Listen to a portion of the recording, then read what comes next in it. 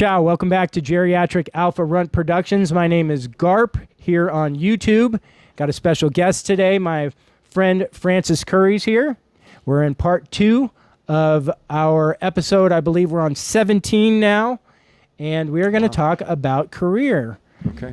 Francis, you're a very smart, distinguished gentleman, and I know that you work with numbers. So why don't we tell me about Fooled another one. about that? I've always been afraid of numbers personally.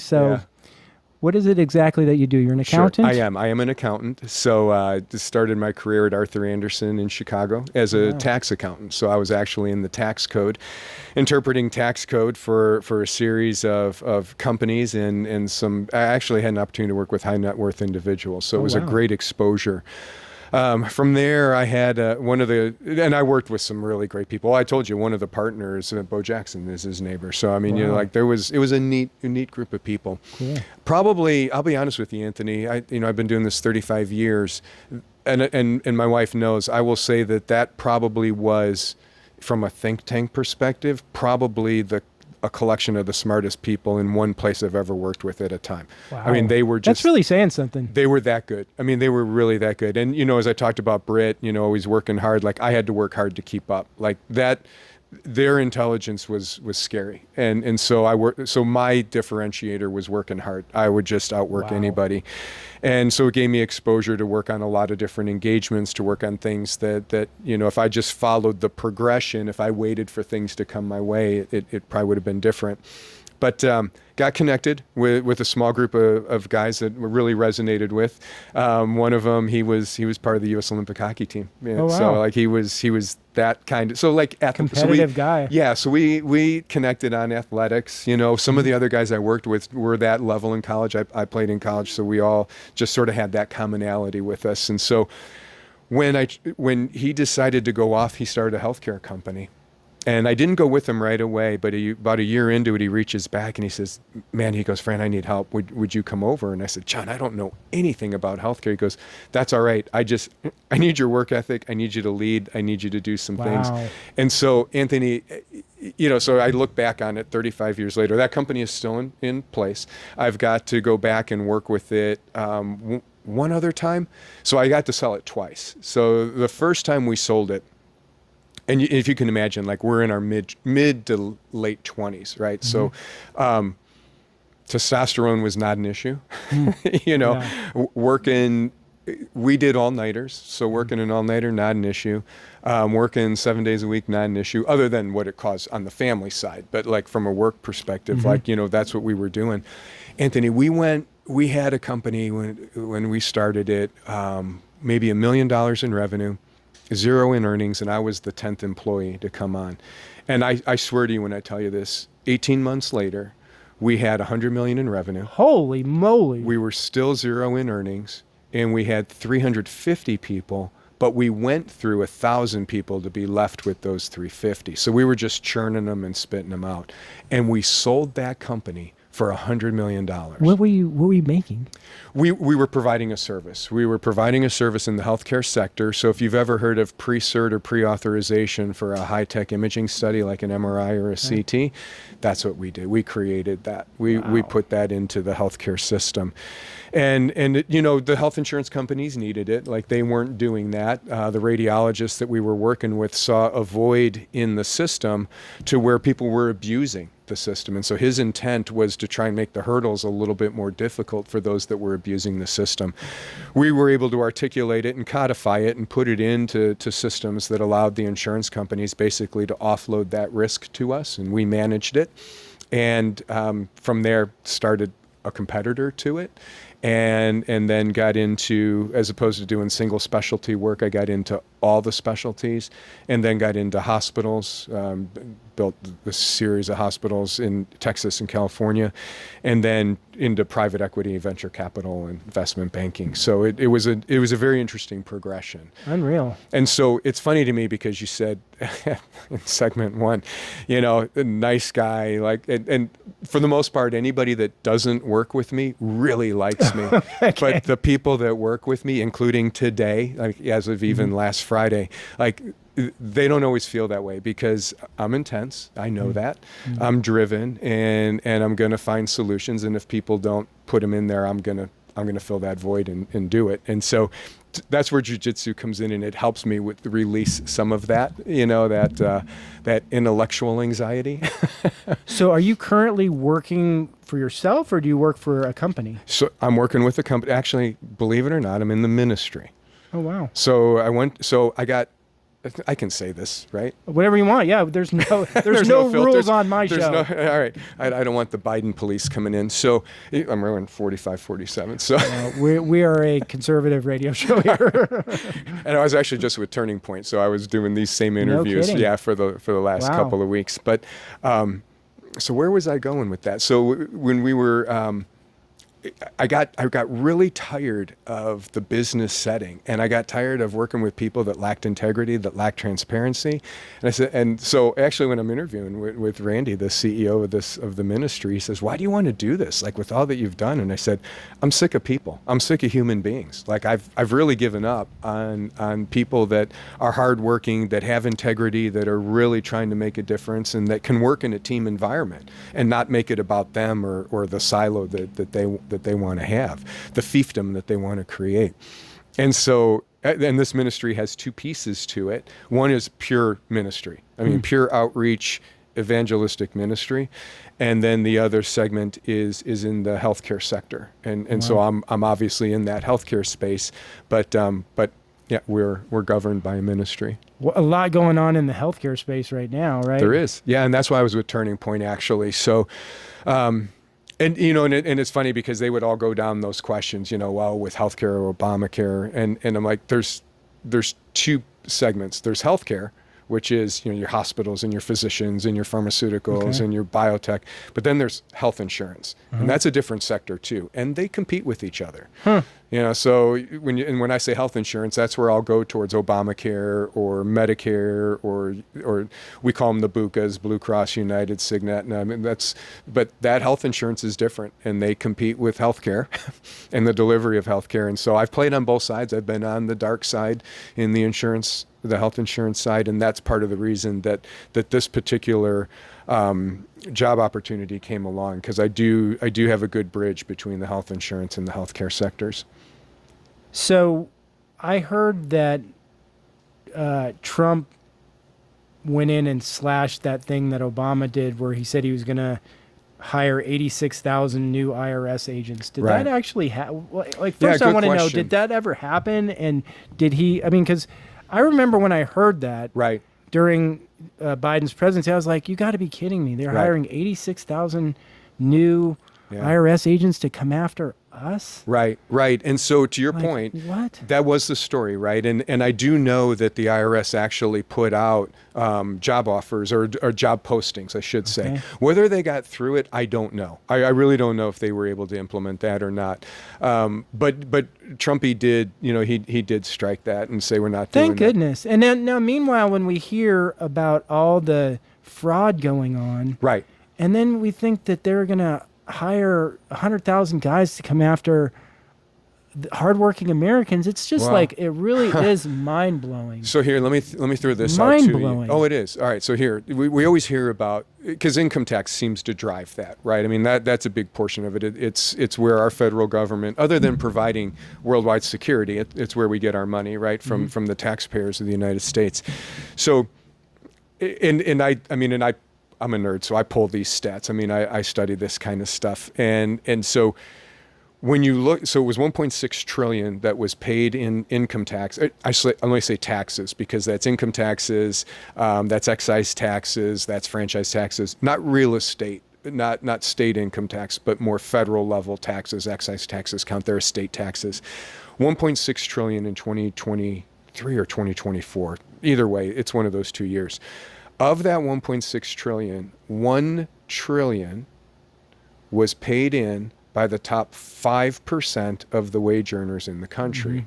So I always hear the stories of, oh, well, they're just changing the tax code to help the rich.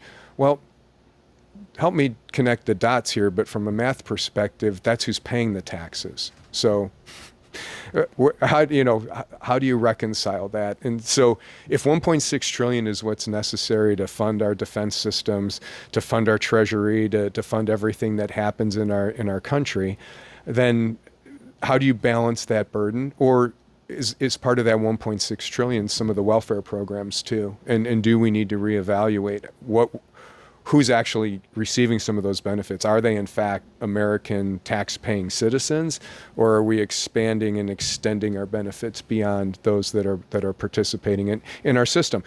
There's a lot of people in need. I don't struggle with that, but I struggle with those that don't want to follow the process, that want to try and skirt the policies or procedures that have been put in place to validate that your needs are your needs. If that's the requirement, then why the pushback? Have you heard Elon Musk say that in the next 10 to 20 years that there will be standard income for everyone and people will not have to work anymore? So I haven't heard Elon say that, but I've done a lot of reading on the social dividend. And so if you take AI or you take Amazon or even Elon and you look at what they're doing to the job sector, if you fast forward with the technologies that they're introducing, you can't help but think it's going to pull people out of the sector. For right? sure. They're going to take jobs away. They're going to take jobs away. And so if you're taking jobs away, then there's going to be even more people then that require the welfare systems to sustain their not a livelihood, just to live. I mean, like just to have food, shelter, clothing, right? So if that in fact happens, then what I've heard is those organizations would have a social dividend tax placed on them for not having a certain amount of jobs or not providing enough, jobs into the marketplace. So it's an additional layer of tax, but that's how I've heard people come at it. Is it Peter Thiel, the guy who did PayPal? Like he's a big proponent of it. So, but that's the reading I've done is on the social dividend. But what's the thought process that these robots are going to be abundant, so they're going to create stuff? Like they're going to create abundance. These robots are going to, and how though? Like, how do they create abundance? I mean, like, I'm trying to just extrapolate through my head. Sure. For instance, if I had robots instead of employees that don't need to be paid, so then I save money, but there's a capital expenditure for the robot and the maintenance on the robot. So, I mean, I still don't understand how we ever get to a point where there would be universal income and people would only work if they wanted to, if you wanted to work. At least that's what Elon, he keeps saying it, and I'm just like, well, how does that work, though? But I think you got to separate the job sector. And there's certain jobs that you can, and there's certain jobs you can't. So like the trades, nursing, you cannot replace an individual that can walk up and stick you with a needle. Can't do it. Robot might be able to do it, but it's not going to be able to find the vein properly and probably cause some damage, right? But let's stick with medicine. So we were doing this in the radiology space. Like we were actually developing an AI tool to interpret diagnostic images. We were feeding the AI tool 200 million images a day to teach the computer how to read an image. So in doing it, you have to know what the outcome is, right? But what's interesting is when you're taking a computer-generated image and then you're applying computer-generated technology, you actually can enhance the visibility or the outcome of what an individual cannot see versus what the computer can see. But you have to train it, right? And you have to train it over a period of time. And so we were doing that. Average radiologist makes about $500,000 a year. Okay, so if now and I think air traffic controller booth. So if I can stick one diagnostic radiologist in a air traffic controller's booth that can now read for a couple hundred hospitals versus just one hospital or maybe 4 hospitals a day, now I've got that capability. And if I can use AI as a tool to pre-screen and say, look, I'm not going to tell you what the answer is, but if this is the image, you just need to look here so that their focal point comes up into that area, and now they apply their brain, their intellect to that part of the screen. Or AI says, hey, look, here's what the outcome is. You're not going to see it because the nodules are too small, but here's what's going on there. that is going to enhance, not only is it going to enhance the outcomes, but it is going to limit who needs to go into that space. And so I do see the ability to shrink certain workforces. Accounting is a great one. Tax return prep, give me a break. I mean, why wouldn't you use, we're all moving to, I mean, it's funny, Anthony, when I started at Anderson, like we were on typewriters, literally on typewriters, sure. right? Computers were getting introduced. There wasn't software to do tax return prep yet. We were developing it at that point in time. Like we were working through the process of Unbelievable. trying. Receipts and papers and stuff. Dude, I still have some of we had 28 column work paper, but I mean, and then we'd run the 10 key tape, and then you'd have to staple the tape to the worksheet so that people could cross check your math.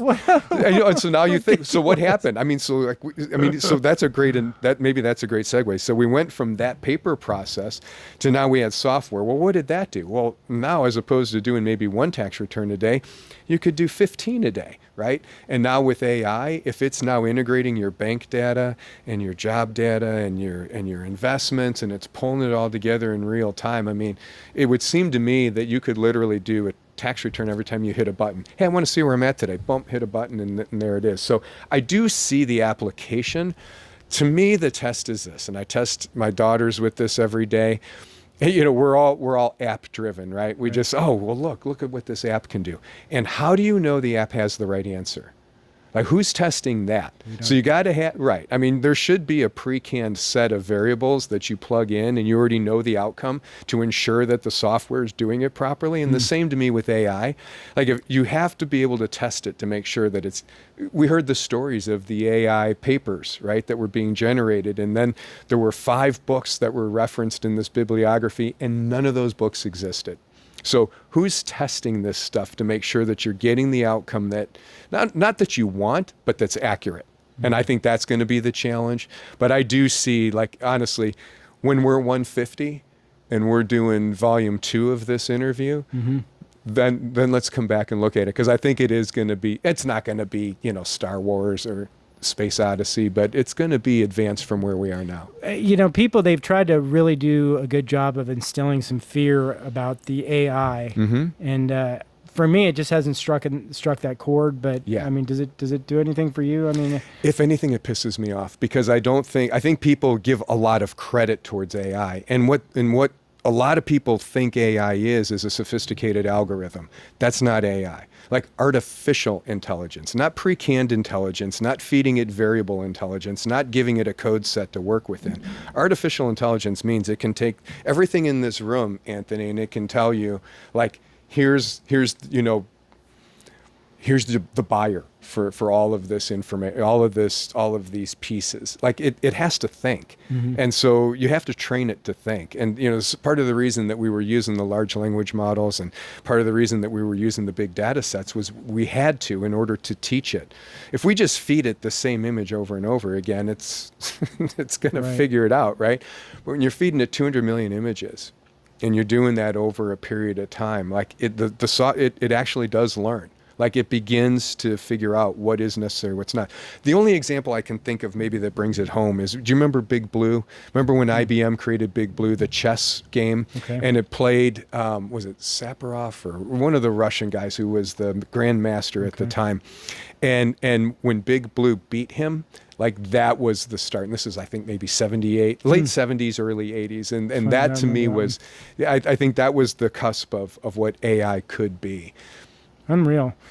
I mean, we're already seeing the self-driving. So, I mean, that is the major thing that's hitting us in the face right now. In the next 5 years, you're really going to see this self-driving taking off. Yes. And then the robots, the in-home robots. I mean, they're saying that there's going to be more robots than humans, which is hard to imagine, but yeah, there's 7 point something billion. We're on our way to 8 billion people in the world, and there's different formulas that say how many people the Earth can support. But I can't imagine 8 billion robots that's a lot on of top of trash, right? Like when they run their course, then you're gonna. Where's the energy come from?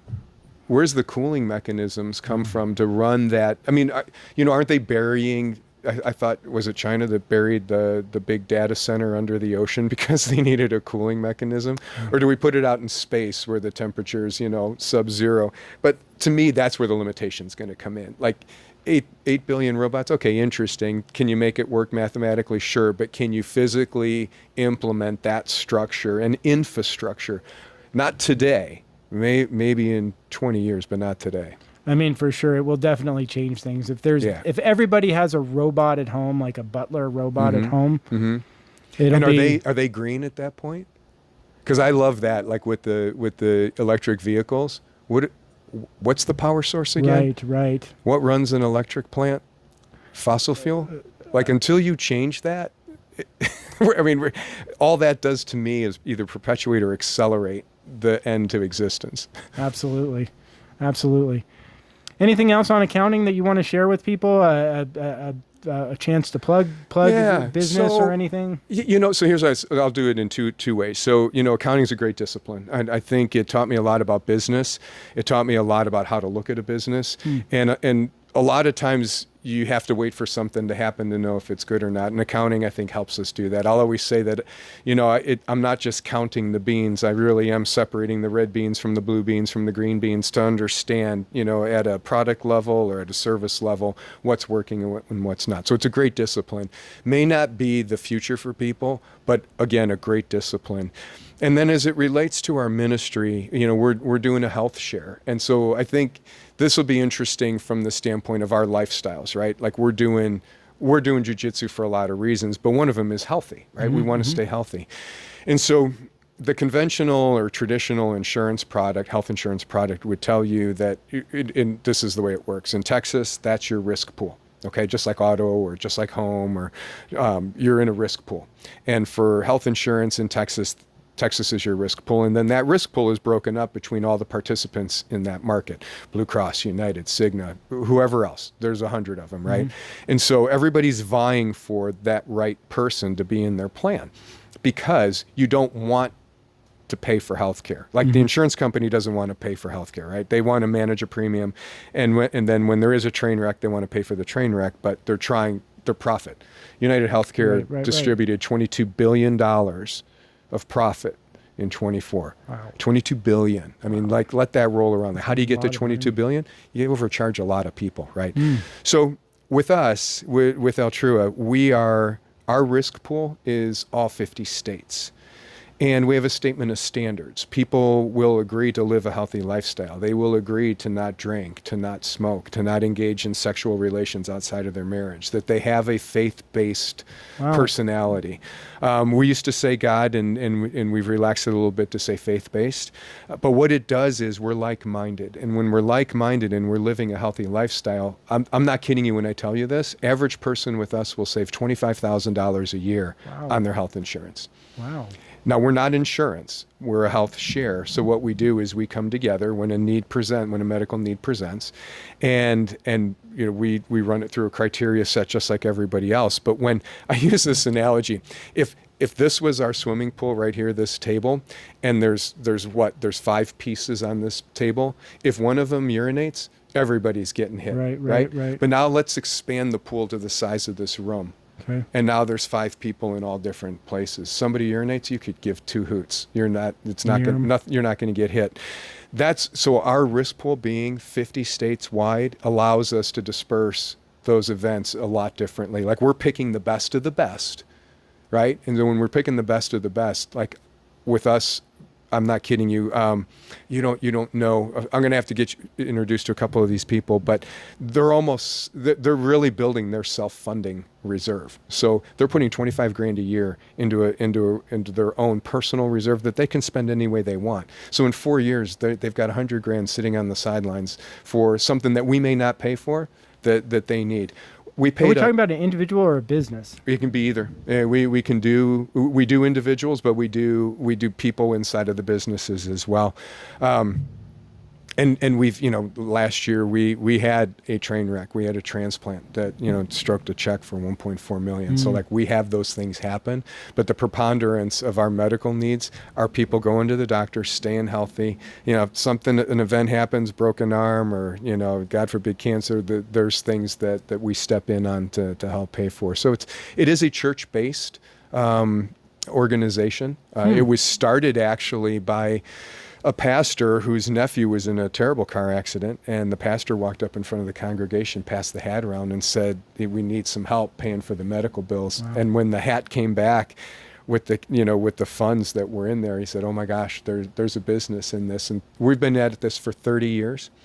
And so 30 years later, doing the same model. So who are you going out prospecting to like anyone and everyone? Or? Anyone and everyone. Anybody that's on Obamacare right now, prime candidate, because the poverty level is going to get moved. Well, first of all, they're going to do away with the subsidies, right? And then even if they bring anything back, they're more than likely going to push the poverty line down. So that's going to push probably 22 million people in our direction.